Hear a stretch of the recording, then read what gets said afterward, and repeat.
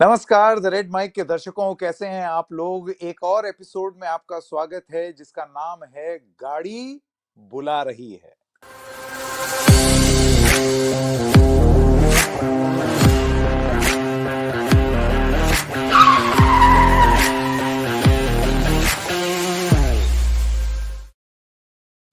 तो आज के इस एपिसोड में जैसे कि आप देख सकते हैं, कार गुरु हमारे साथ एक बार फिर हैं और ऐसे यूं करके चार्ज होने वाली गाड़ियां हैं तो आप समझ लीजिए कि बात ईवी की हो रही है। अच्छा, अब एक खबर आई और खबर ये है कि विदेश में एक तो है हिंदुस्तानी कंपनियां जो ईवी बनाती हैं जैसे टाटा महिंद्रा, और हैं कुछ विदेशी कंपनियां जैसे टेस्ला, जैसे और भी तमाम कंपनीज हैं, चाइनीज कंपनीज हैं, वियतनामीज कंपनीज हैं।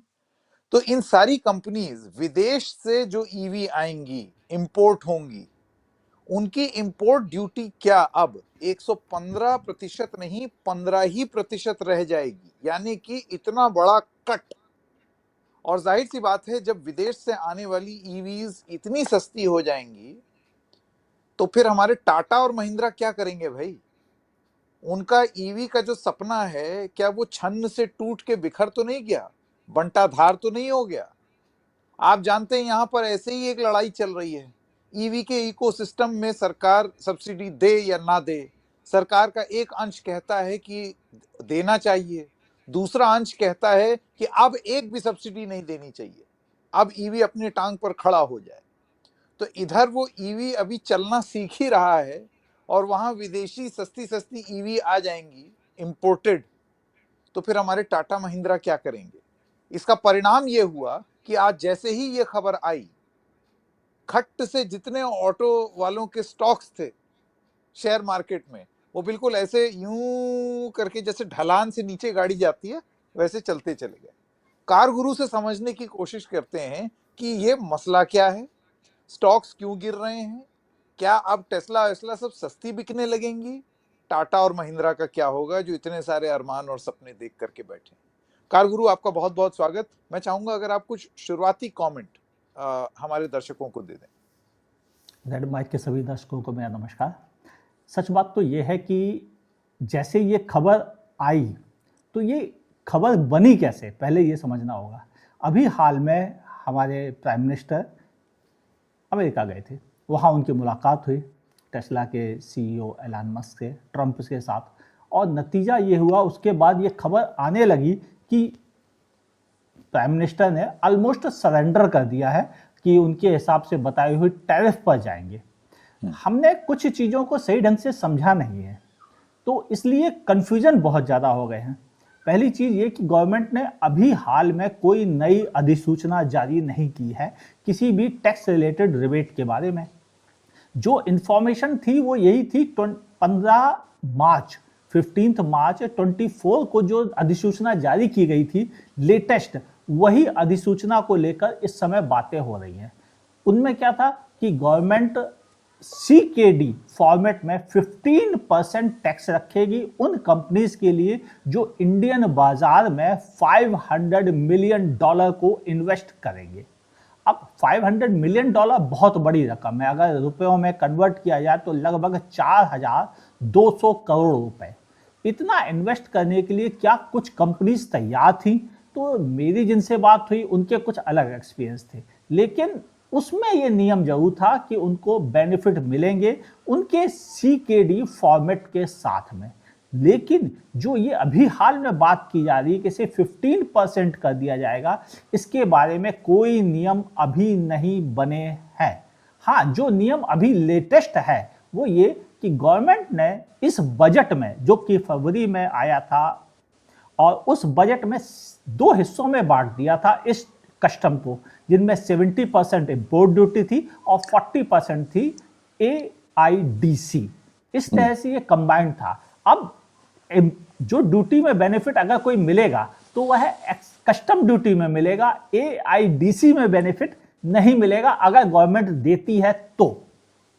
ये है करंट कंडीशन आज की डेट में। अब जो बातें उड़ के आ रही हैं उनमें अधिकतर अफवाहों का स्वरूप ज्यादा है और आधी बातों को पुरानी बातों से जोड़कर बताई हुई बातों पर है। यानी वो जो 15 मार्च 2024 को गजट आया था या नोटिफिकेशन आया था, उस पर आधारित बातों को आज की डेट में बताया जा रहा है, जबकि इस बारे में तो ऑलमोस्ट सभी ब्रांड बहुत लंबे समय से अवेयर थे। हाँ, न्यूज में जरूर कुछ लोगों ने इसको अब उछाला है जो कि उस समय उछाला जाना चाहिए था।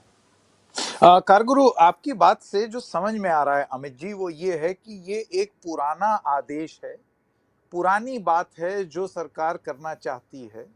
जो विदेश से जो ईवी है उसमें इंपोर्ट ड्यूटी घटाने की बात पहले से है, लेकिन अब वो जो फिगर है वो अखबारों के माध्यम से ऐसे बताया जा रहा है कि और कम है। ऑफिशियली अभी सरकार की तरफ से इस पर कोई बात नहीं आई है, लेकिन मान लीजिए, जैसे कि मैं आपको बजट का उदाहरण दे दूं, बजट आने के 1 महीने पहले जो पिंक पेपर्स होते हैं उन्होंने ये छापना शुरू कर दिया कि इस बार 15 लाख सालाना जिनकी इनकम है उनके लिए शायद कुछ रिबेट हो सकती है, और महीने भर बाद 12 लाख तक के लिए रिबेट, छूट, रियायत वो हमको देखने को मिली। तो वो अफवाह जरूर थी, और अफवाह इस लिहाज से थी कि 15 नहीं हुआ लेकिन 12 हुआ, तो कहीं ना कहीं कुछ सुगबुगाहट थी, कुछ बातचीत थी। और हलकों में क्या बातें हो रही हैं, कॉरिडोर्स में क्या बातें हो रही हैं, अखबार कुछ उसी चीज को छान करके लोगों के सामने प्रस्तुत करते। हो सकता है कभी कभार एकदम ही गलत हो जाएं, लेकिन कभी कभार पूरी तरीके से गलत नहीं होते हैं, कुछ भनक तो उनको लग ही जाती है, जैसे कि आपको गाड़ियों के बारे में भनक लग जाती है। तो इस वजह से मैं आपसे जानना चाहता हूं कि उस समय का जो प्रस्ताव है 2024 का जिसका आप जिक्र कर रहे हैं, उसमें कितना कट करने का अमाउंट लिखा हुआ था, और अब जो प्रस्तावित अखबार में दिखाई दे रहा है वो तो 15% है, उस समय कितना था?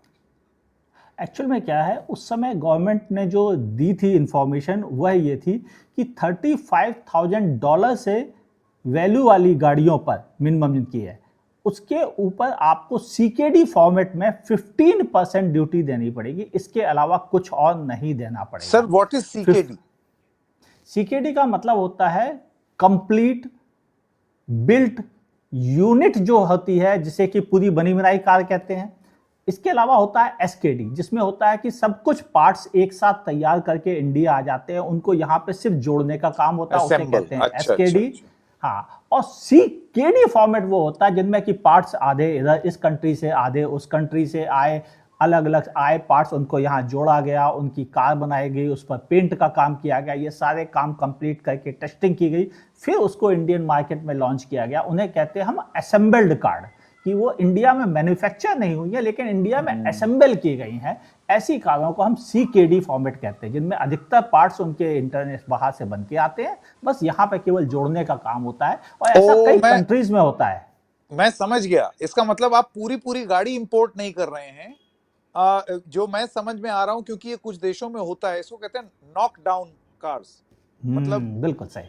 हाँ, तो वो नॉक डाउन मेरे ख्याल से वही होगा, केडी, कंप्लीटली जी हाँ, नॉक डाउन, सॉरी अभी याद आया। बिल्कुल बिल्कुल तो बिल्कुल बिल्कुल ये मतलब वो एक एक पुर्जा अलग अलग बाहर से आए और फिर यहाँ पर असेंबल हो, इन बिल्कुल गाड़ियों की बात हो रही।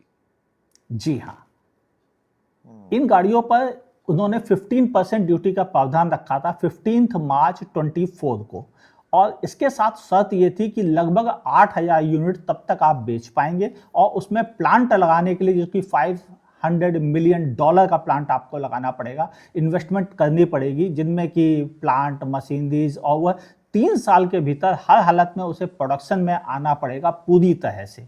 अब ये अमाउंट को लेकर कंपनीज में दुविधा थी, और कुछ कंपनी से कहना था ये अमाउंट बहुत ज़्यादा बड़ा है, इसमें तो बड़ी फैक्ट्री लग सकती है, तो इतना बड़ा अमाउंट में कुछ रिबेट मिलनी चाहिए। हालांकि उसके लिए भी 120 दिन का पीरियड दिया गया था, अगर आपको ये बेनिफिट गवर्नमेंट से लेना है तो 120 दिन पहले आपको अप्लाई करना पड़ेगा। गवर्नमेंट 120 दिन के भीतर आपको ऑथराइज कर देगी, अप्रूवल दे देगी कि आप अपना प्लांट लगा सकते हैं। लेकिन अफसोस की बात है, अभी तक 1 साल होने वाला है ऑलमोस्ट, किसी भी कंपनी ने नहीं दिया।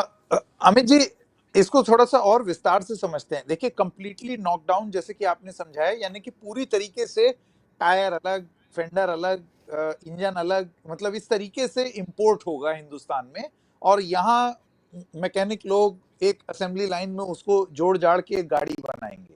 ये हो गया बिल्कुल। Completely knockdown. एसकेडी मतलब सेमी नॉकडाउन, यानी कि कुछ हद हाँ। तक गाड़ी बन के आई और उसके बाद फिर आपने उसको सेट सूट करके बस यहाँ पर बाकी बेचना बाकी शुरू बाकी किया। बाकी सिर्फ दिखावे वाले काम किए गए इंडिया में और उसे हाँ, दे दिया गया, यानी एक बहुत छोटी फैक्ट्री वर्कशॉप से भी ये काम किया जा सकता है। तो आपका ये कहना है कि ये जो ड्यूटी है, इंपोर्ट ड्यूटी है, जिसको 115 से 15% प्रस्तावित थी, वो पूरी तरीके से अलग अलग कंपोनेंट्स अगर आप बाहर से मंगवाएं और फिर हिंदुस्तान में उसको बनाएं, वो भी सिर्फ शुरुआती 8,000 यूनिट्स में, तो ये ड्यूटी जी हाँ। 15% प्रस्तावित है। हाँ, एक्चुअल में यही था उस अरे नियम बाप का सार। लेकिन रे। इसमें प्रॉब्लम कहाँ आई? किसी भी कंपनी ने अप्लाई ही नहीं किया, तो गवर्नमेंट को अब लग रहा है लगभग 1 साल पूरे होने के बाद कि उनकी ये पॉलिसी थोड़ी ज़्यादा स्ट्रिक्ट हो गई, इन्वेस्टमेंट के लिए प्रोत्साहित नहीं कर रही है।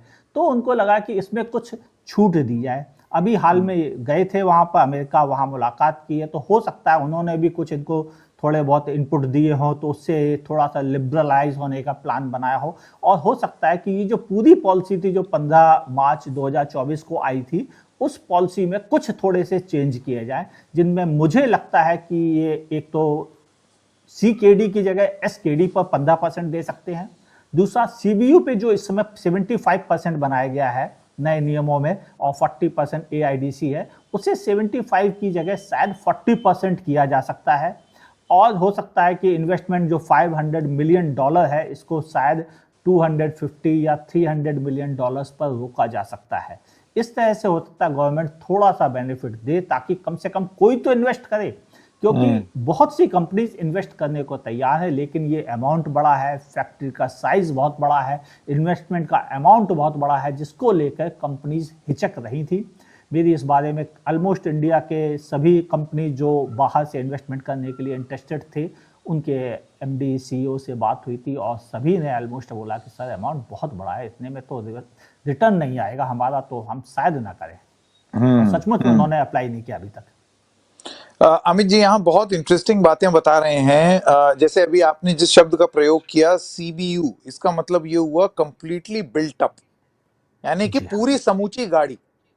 तो जी आप हाँ। ये कह रहे हैं कि अब अपनी पॉलिसी जो 2024 मार्च में लेकर के आए, जिसमें उन्होंने ये बोला कि अर्जे पुर्जे यहाँ कहीं से लाओ, उसके बाद हिंदुस्तान में असेंबल करो, यहाँ बेचो, और प्रथम 8,000 गाड़ियों पर ही आपको 115 आपको नहीं बेनिफिट मिले। 15% बेनिफिट मिलेगा, हाँ। और फिर आपको हाँ, यहाँ फैक्ट्री लगानी पड़ेगी। इसमें आपको बेनिफिट मिलेगा, लेकिन तब तक जब तक आपकी फैक्ट्री बन नहीं पा रही है। फैक्ट्री बनने में भी 3 स्टेज थे, 3 साल के। तो पहले साल में आपको 8,000 पे बेनिफिट मिल रहा था।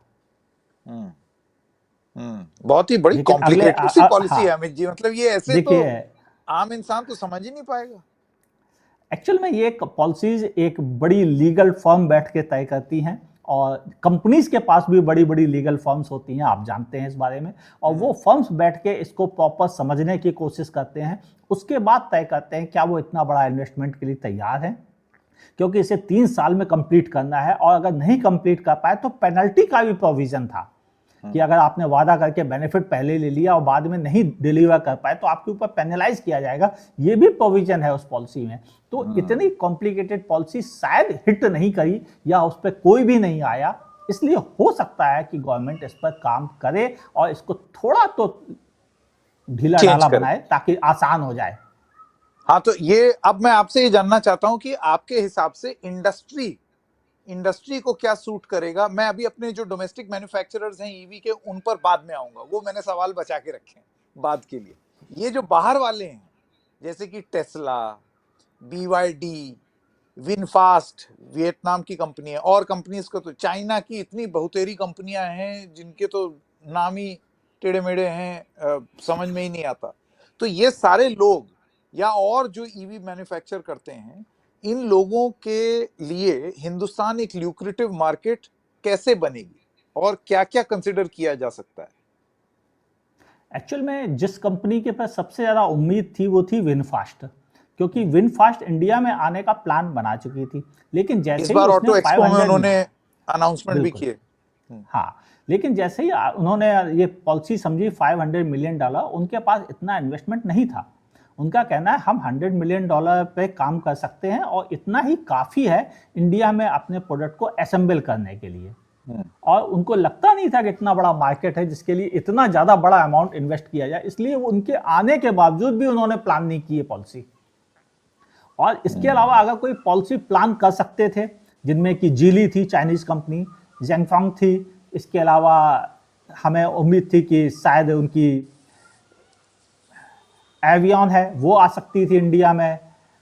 इनके अलावा सबसे बड़ी कंपनी जो BYD थी जो इंडिया में प्लान करना चाहती थी, लेकिन कोई किसी ने भी एक्चुअल में इंटरेस्ट नहीं लिया इंडिया में आने का, क्योंकि उन आज की डेट सबको में लगा अमित था जी ये इतने कैसे बड़ा बनती हैं मार्केट। गाड़ियां? ये जो बाय द वे विजुअल आप देख रहे हैं, ये कार गुरु VF7 विनफास्ट के सामने खड़े हुए हैं, और यही है वो वियतनाम की कंपनी जिसने आया ऑटो एक्सपो में ये सब गाड़ियां भी दिखाई बड़ी सुंदर सुंदर, लेकिन उन्होंने ये जो सरकारी पॉलिसी है उसमें कोई बहुत ज्यादा रुचि नहीं दिखाई, क्योंकि उनको शायद समझ में नहीं आया कि ये हमको सूट करेगा या नहीं करेगा। तो अमित जी मैं आपसे ये जानना चाहता हूं कि ये जरा आप समझा दें। सॉरी, एक्चुअल में माय क्या है अर्लियर कि क्वेश्चन। इंडियन मार्केट में जो कारें मैन्युफैक्चर की जाती हैं, खासतौर से इलेक्ट्रिक, इनमें दो तरह के सिस्टम होते हैं। एक तो कंपनीज सेल इंपोर्ट करती हैं इंडिया में, उनका बैटरी पैक बनाती हैं और उस बैटरी पैक को कार में फिट किया जाता है और बेचा जाता है। कुछ कंपनीज ने नई नवेली एकदम से ब्रांड न्यू एक कार डिजाइन की, उस पर यह बैटरी पैक लगा के बेचा है। अब कार डिजाइन करने में इंडियन कंपनी को पहले ही से महारत हासिल है, चाहे वो टाटा हो, महिंद्रा हो, सुजुकी हो, हुंडई हो, किया हो या निसान रेनो ही क्यों ना हो, सबके पास कार बॉडी बनाने का कंप्लीट प्लांट है और वो कर सकते थे। लेकिन प्रॉब्लम कहाँ है कि इलेक्ट्रिफिकेशन पे उनको लगता है कि अभी अर्ली एक्सेस है, हम अभी से इतना बड़ा अमाउंट लगा देंगे तो इसका रिटर्न, जिसे हम ROI कहते हैं बिजनेस की लैंग्वेज में, वो निकालने में बहुत ज़्यादा साल लग जाएंगे और शायद हम ना भी निकाल पाए, तो हमारा इन्वेस्टमेंट डेड हो जाएगा। उससे बेहतर तो रहेगा कि इतना ही अमाउंट हम आइस इंजन वाले व्हीकल्स पर लगा दें, ताकि हम कम से कम इंडिया में स्टैंड तो कर लें अभी फिलहाल। ये एक्चुअल रीजन था। और इंडिया में जितने भी सेल इंपोर्ट हो रहे हैं, वो उनमें से 99.99% सेल अभी भी हम पड़ोसी देश चाइना से ही इंपोर्ट कर रहे हैं, और काफ़ी हद तक पार्ट्स भी कुछ ऐसे हैं जो हमें वहीं से इंपोर्ट करने पड़ते हैं, चाहे वो कंपनी वियतनाम की क्यों ना हो उसको भी करने पड़ रहे हैं, इंडिया की टाटा महिंद्रा क्यों ना हो उनको भी करने पड़ रहे हैं। इसके अलावा जो खुद इटसेल्फ दूसरे ब्रांड्स हैं वो भी सब यहीं से ले रहे हैं, कोई और ऑप्शन है ही नहीं वर्ल्ड में। क्योंकि यही चाइना ने अपना जो सप्लाई चेन है उस पर धीरे धीरे करके उन्होंने पूरा ईवी पर कब्जा कर लिया। मैं अमित जी एक बार फिर से उस सवाल पर आना चाहता हूं कि अगर कुछ रियायत देती है सरकार, खास तौर से इन विदेशी कंपनियों को एक ल्यूक्रेटिव ऑप्शन कि वो यहाँ पर एक तो कंप्लीटली बिल्ट अप, यानी कि पूरी समूची गाड़ी अगर कोई इंपोर्ट करना चाहे तो उसकी ड्यूटी कितनी हो, कोई अगर वो सेमी नॉकडाउन मतलब थोड़ा सा बना करके और थोड़ा सा यहाँ फिट करने, जो कि बहुत मिनिमल इन्वेस्टमेंट है, बहुत बड़ी फैक्ट्री लगाने के लिए उसकी जरूरत नहीं है, ऐसा करे तो ऑटो सेक्टर क्या कह रहा है, और कंप्लीट नॉकडाउन यानी कि बिल्कुल भी सारे पार्ट्स बाहर से आए और फिर यहाँ असेंबल, इंडस्ट्री का क्या कहना है? इंडस्ट्री का कहना है कि इतनी बड़ी बड़ी शर्तें हम पर न थोपी जाए, सबसे बड़ा रीजन यही है। उनके दिमाग में यही है कि ऐसी शर्तें ना लगाई जाए जिन शर्तों में बड़े बड़े मोटे मोटे अमाउंट इन्वेस्टमेंट के लिए डिमांड की जाए। हमें छोटे इन्वेस्टमेंट से ही स्टार्ट करने की आज़ादी मिलनी चाहिए। कोई कमिटमेंट जो है, मतलब पहले साल का तो हम फिर भी सह लेंगे, लेकिन अगले दूसरे तीसरे साल के कमिटमेंट भी हैवी नहीं होने चाहिए।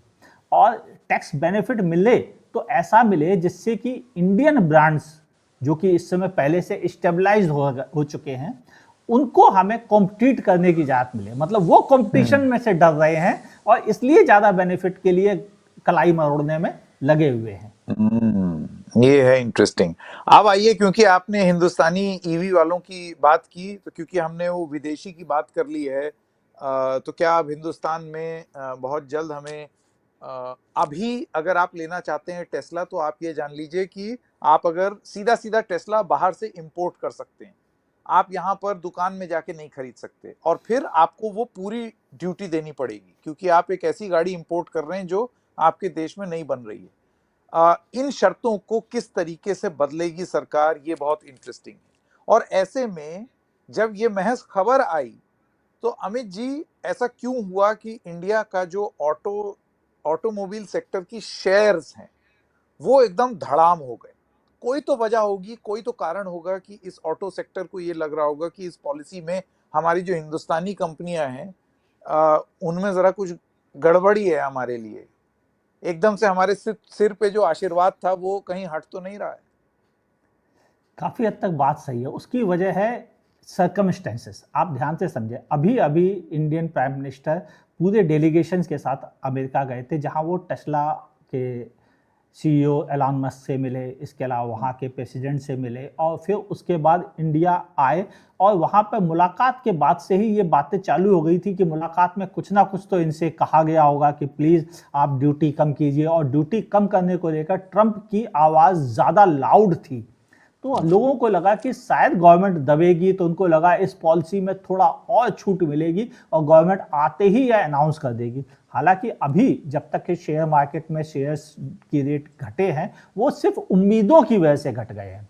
वो ये भूल गए कि जो पॉलिसी इंडिया गवर्नमेंट ने 2024 में दी थी, उस पॉलिसी के बाद भी ऑलरेडी अभी और छूट की गुंजाइश है या नहीं, ये तो तय करना गवर्नमेंट का काम है, लेकिन उनको लगा कि शायद और मिलेगा। वो पुरानी पॉलिसी को भूल गए, उनको लगा पूरे 115 से 15 आ रहा है, जबकि ऐसा एक्चुअल में नहीं था। इस मैटर में थोड़ा एक नया वर्ड जुड़ गया है जिसका नाम है AIDC, जिसको किसी ने भी कैलकुलेट नहीं किया, और शायद इसी वजह से ही गड़बड़ हुई।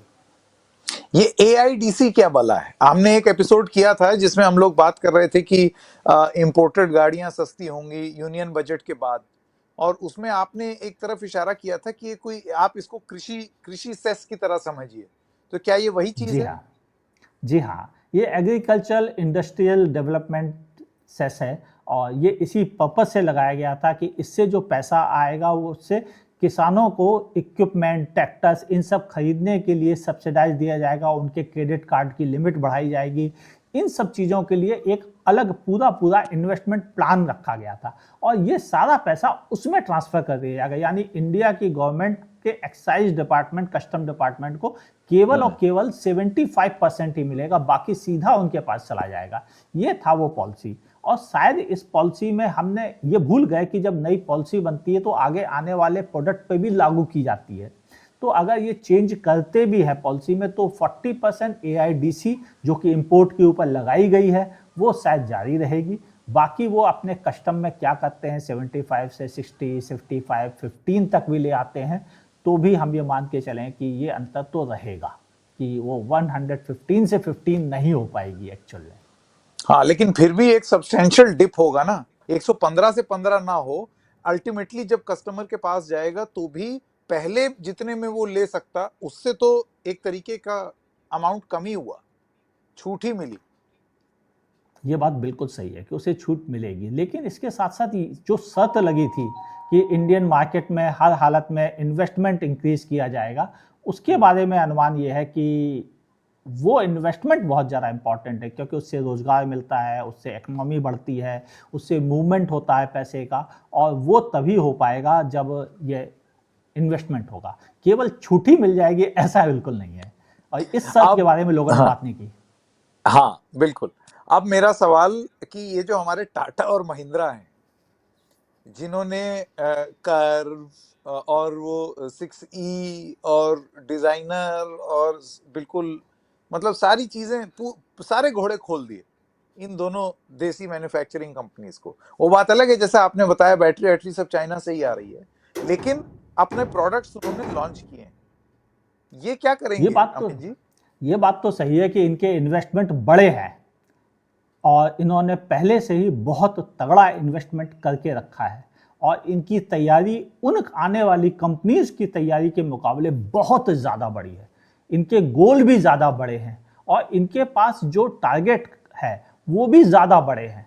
तो ओवरऑल इन कंपनीज पर असर पड़ेगा, लेकिन एक शर्त पर हमने गौर नहीं किया, $35,000 की कारों पर, यानी सस्ती कारों पर नहीं है। और सस्ती कारों की जब बात आएगी तो डेफिनेटली ये एक बड़ा मैटर रहेगा, क्योंकि वहां पर ऑलरेडी महिंद्रा और टाटा दोनों के पास मौजूद है। हाँ, ये स्पेस उन्होंने कैप्चर की हुई है। लेकिन अब आप देखिए, इसमें एक प्रॉब्लम भी हो जाती है अमित जी। प्रॉब्लम ये है कि अब फर्ज कीजिए, अगर $35,000 मतलब कितने रुपए हुए, मैं जल्दी से कैलकुलेट करता हूँ। ऑलमोस्ट करीबन 31-32 लाख। अब आप सोचिए, इन एनी केस ये जो गाड़ियां हैं टाटा की और महिंद्रा की, ये वो 18, 20, 21 लाख वाली कैटेगरी में तो हैं ही। कोई भी मुकम्मल अगर आप गाड़ी लें बैटरी वाली, देखिए तो इनकी रेंज यही है 20-21 लाख के आसपास। और उसमें अगर 30-35 लाख यानी कि प्रीमियम सेगमेंट, 10-1 लाख के अंदर ही आप प्रीमियम सेगमेंट में चले जाते हैं।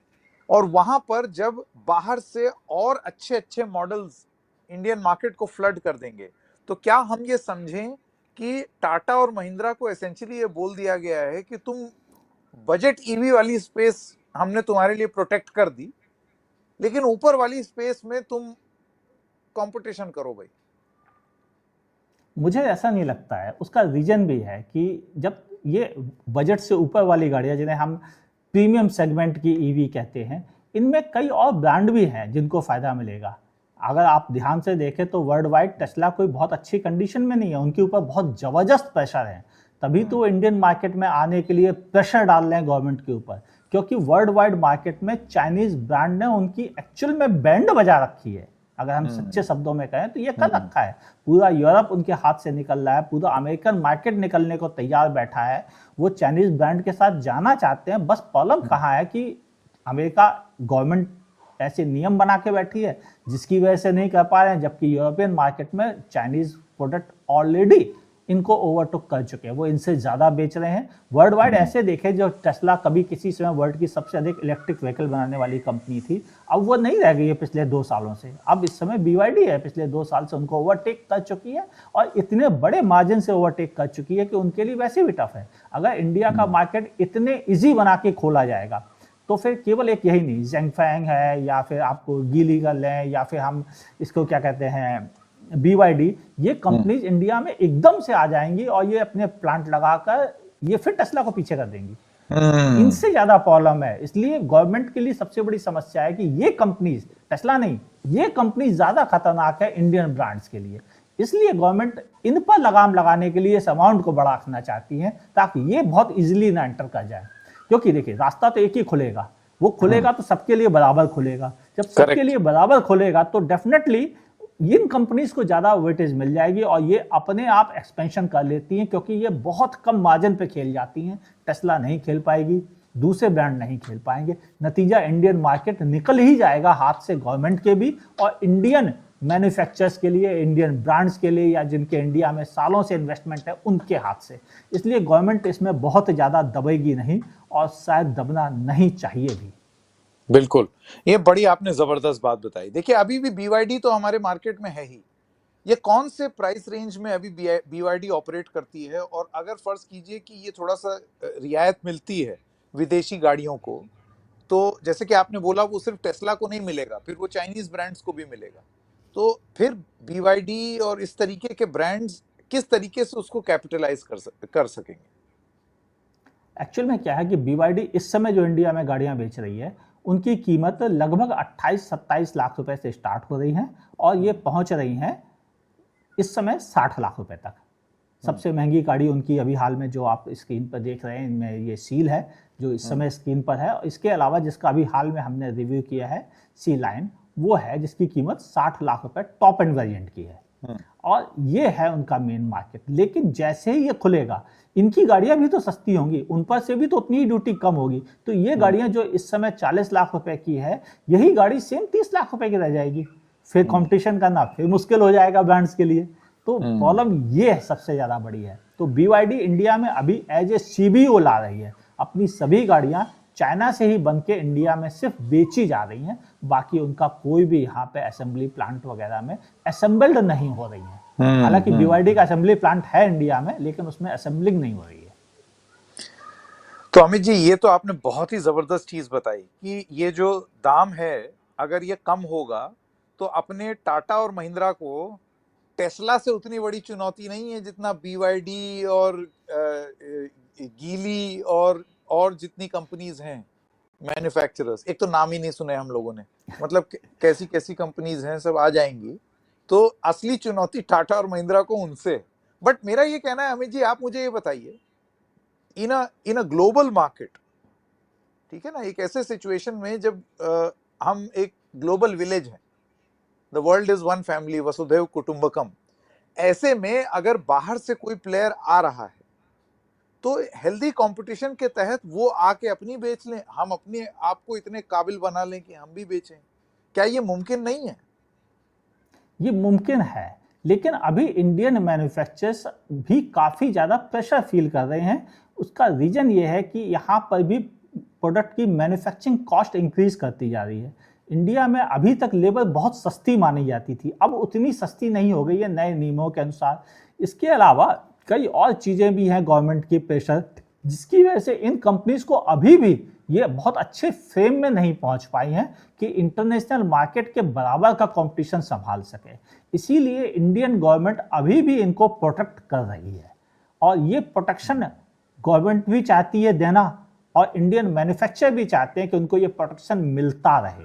क्योंकि ओपन मार्केट जैसे ही होगा इंडिया का, इंडियन कंज्यूमर को थोड़ा बेनिफिट जरूर मिलेगा, लेकिन इंडिया की कंपनीज एकदम से साफ होती जाएंगी, और वो उनका, जैसे आज शेयर मार्केट पे इतना सा असर पड़ा है, फिर ये असर बहुत बड़ा होगा कि संभालना मुश्किल हो जाएगा। यानी इंडिया की इकोनॉमी ही ध्वस्त होने की कंडीशन में पहुंचने लग जाएगी, और फिर लॉन्ग टर्म में जो नुकसान होगा उसकी भरपाई कभी नहीं हो पाएगी। अमित जी, मेरा आखिरी सवाल, कहा यह जाता है कि जब मारुति सुजुकी कोई फैसला लेता है तब माना जाता है कि हिंदुस्तान के ऑटोमोबाइल सेक्टर में कुछ बदलाव हो रहा है या कुछ चेंज हो रहा है, कुछ गणित बैठ रही है। तो मारुति ने जब ये बोला कि अब हम ईवी में एंट्री करेंगे और इतने मॉडल लाएंगे और ये हमारा टाइम फ्रेम होगा, तब ये माना जा रहा था कि अब हो रहा है गुरु कुछ हिंदुस्तान में ईवी स्पेस में। ये बात ऐसे तो में सही है कि मारुति का मारुति ये बड़ा कहना, ब्रांड है। जी, ऐसे में मारुति का ये कहना अमित जी कि हमें 5 साल और लगेगा, 2030 का उन्होंने कुछ प्लान बनाया, आज पिंक पेपर्स में था, और वो पहले 6 मॉडल पर काम कर रहे थे, लेकिन अब वो 4 ही मॉडल पर काम करते हुए दिख रहे हैं। आपको लगता है ये जब खुलेगी मार्केट तो ये मारुति जैसी कंपनी के लिए, ऑलरेडी सुजुकी के साथ है, उनके लिए ये गुड न्यूज है या बैड न्यूज? मुझे नहीं लगता कि इन ब्रांड्स के लिए जो इंडिया में इस समय स्टेबलाइज्ड है, इनके लिए कोई बैड न्यूज़ है। लेकिन ये बात सही है कि बिल्कुल फ्री तो ओपन गवर्नमेंट भी नहीं कर रही है, उनके भी कुछ टर्म्स कंडीशन लगेंगे।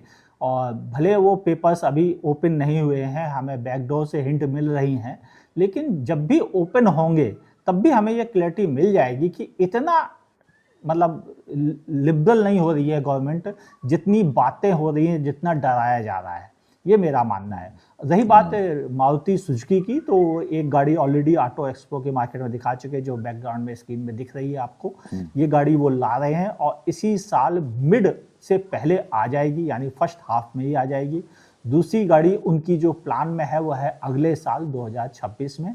वो थोड़ी छोटी गाड़ी होगी, यानी मेन मार्केट में मारुति सुजुकी भी अपने कदम बढ़ा रही है, और साथ ही उनका जो कोलैबोरेटिव पार्टनर है इंटरनेशनल लेवल पे टोयोटा, वो भी साथ में इन्हीं प्रोडक्ट को लेकर आएगा अपने रीबैजिंग ब्रांड के साथ में। यानी इंडियन मार्केट में मारुति भी इलेक्ट्रिक को एक्सेप्ट कर रही है। वो अलग बात है कि उसके बाद के प्रोडक्ट, जो इन 2 प्रोडक्ट्स के बाद के प्रोडक्ट हैं, उनके बारे में अभी कोई क्लैरिटी नहीं है। ये बात काफी हद तक सही है। बिल्कुल। अमित जी, बहुत अच्छे से और विस्तार से हमारे दर्शकों को और मुझको भी समझाने के लिए ये पूरा मामला बहुत बहुत धन्यवाद। क्योंकि पर्सपेक्टिव बहुत जरूरी होता है। किसी भी चीज को लेकर के एक हेडलाइन बड़ी इस तरीके की जरूर होती है, अब क्या होगा, अरे ऐसा हो रहा है। लेकिन जब आप उसके नट्स एंड बोल्ट्स में जानते हैं तो आपको चीजें और अच्छे तरीके से समझ में आती हैं, और वो प्रयास आपने किया, उसके लिए आपका बहुत बहुत आभारी हूँ। Thank you very much. बहुत बहुत धन्यवाद, आपने अपने प्रोग्राम में हमें इनवाइट किया ताकि अपनी बात और मार्केट को समझा जा सके और व्यूअर्स को समझ में आए कि सब कुछ वैसा नहीं है जैसा कि हमें हेडलाइन में दिखाई दे रहा है। हेडलाइन के आगे भी पढ़ना चाहिए दर्शकों, मोटी मोटी बात ये है। बहुत बहुत धन्यवाद अमित खरे जी हमारे साथ जुड़ने के लिए। Thank you very much. नमस्कार। आपका भी बहुत